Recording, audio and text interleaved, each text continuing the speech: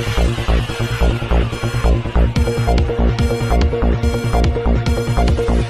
बच्चों के प्रति भी कुछ फर्ज बनता है।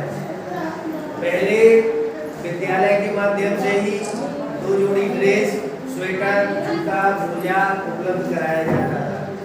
सरकार को कहीं ना कहीं ये लगता था कि हो सकता कि इनके द्वारा हो रहा है तो इसमें कुछ हेराफेरी हो रही हो, तो उन्होंने बच्चे का सबसे बड़ा हितैषी उसके माता और पिता होते हैं, उन्होंने माता अथवा पिता के खाते में डीबीटी के माध्यम से ये धनराशि भेजना शुरू कर दिया। लेकिन अब हो क्या रहा है कि अब उल्टा हो रहा है, बच्चों के पास यूनिफॉर्म नहीं है, बच्चे ठंड में ठिठुरते हुए विद्यालय जाते हैं। जब उनसे पूछा जाता है तो कहते हैं पापा सुन ही नहीं रहे हैं, स्वेटर नहीं दिला रहे हैं, जूते मोजे नहीं दिला रहे हैं। उनके पास पढ़ने के लिए कॉपी, भाई किताबें तो निःशुल्क मिलती हैं, लेकिन उनके लिए जो पढ़ाया जाएगा लिखने के लिए कॉपी चाहिए, पेंसिल चाहिए होगी, पेन चाहिए होगा, ये भी आपके द्वारा उपलब्ध नहीं कराया जा रहा है।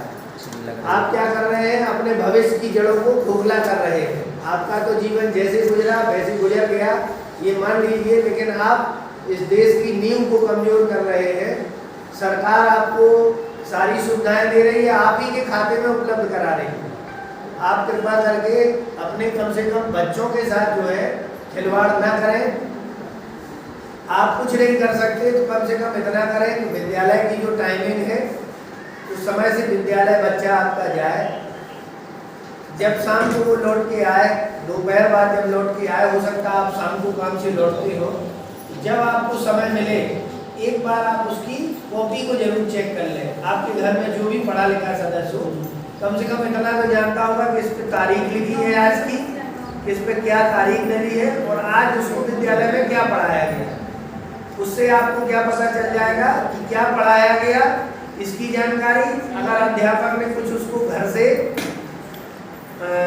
याद करने के लिए या उसको रिवीजन करने के लिए कुछ भी अगर दिया है, आप भी अपने बच्चे से ये कह पाएंगे कि बेटा स्कूल में ये पढ़ाया गया है, कल जब विद्यालय जाओगे तो एक बार और इसको रिवीजन कर लो। आप देखेंगे कि अगर आप महीने भर ऐसी मॉनिटरिंग बच्चे की करेंगे, आपका बच्चा स्वयं में प्रतिभाशाली है तो होशियार बन के निकलेगा। और शिक्षा ही सारे रोगों की दवा है। आपकी गरीबी का तो सबसे बड़ा इलाज शिक्षा है। अगर आपने अपने बच्चे को पढ़ा लिया, बच्चा पता नहीं अपनी किस्मत से कहां पहुंच जाएगा। आपकी भी रातों रात किस्मत बदल जाएगी, लेकिन उतना आपको त्याग करना पड़ेगा। होगा तभी जब आप सच्चे मन से जो सरकारी धन आपको दिया गया है उसको आप व्यय करेंगे। अब जैसा कि मैंने चौपाल का मकसद आपको बताया था कि आपकी समस्याएं आप ही के बीच में सुनने के लिए है। पहले मैं कुछ बेसिक चीज़ों के बारे में बता देता हूँ। किसी भी गांव के विकास के लिए उस गांव का संपर्क मार्ग से जुड़ा होना अनिवार्य है, क्योंकि अगर उसकी कनेक्टिविटी किसी अच्छी जगह से, शहर से नहीं होगी, आवागमन का साधन नहीं होगा, उस गांव का विकास नहीं हो सकता। आपका गांव पक्की सड़क से जुड़ा हुआ है, ये मैंने भी देखा है, आप भी देखते हो। दूसरा है गांव में जो, अब चूंकि पहले का जमाना तो लालटेन युग नहीं रहा, अब हर जगह विद्युतीकरण हो गया है, ठीक है। आपके गांव में विद्युत व्यवस्था जो है तो कैसी चल रही है और कितने घंटे बिजली आ रही है बताइए। आप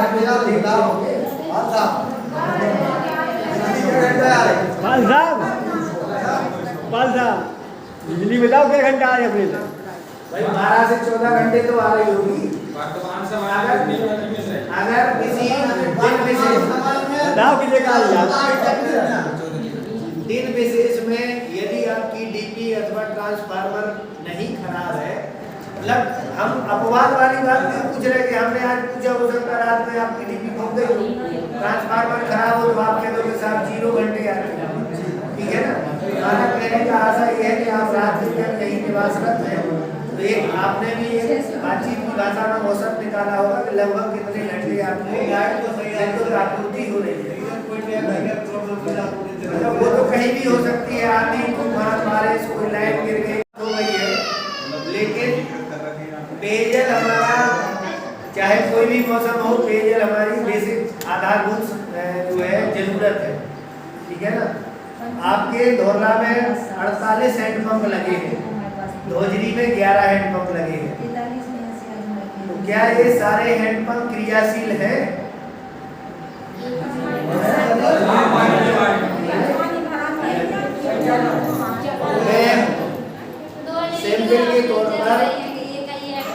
सैंपल के तौर पर कुछ एक हैंडपंपों के नाम पढ़ूंगा, ठीक है। आप लोग बताइएगा चालू हालत में है कि नहीं है, ठीक है। पर्वत कुशवाहा के मकान के पास ये हैंडपंप लगा हुआ है, चालू है कि नहीं है? चालू है। रामपाल पटवा के पास साबिर खां की दुकान के पास जिनेंद्र जैन के पास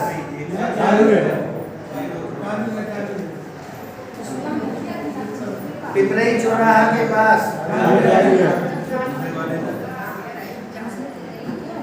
कल्लू पंथी के घर के पास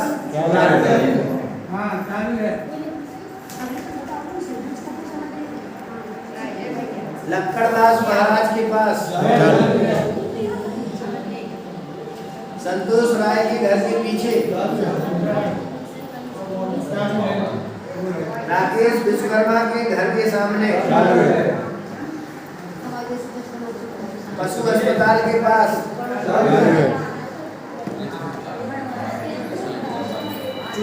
चन्नू शाह के घर के सामने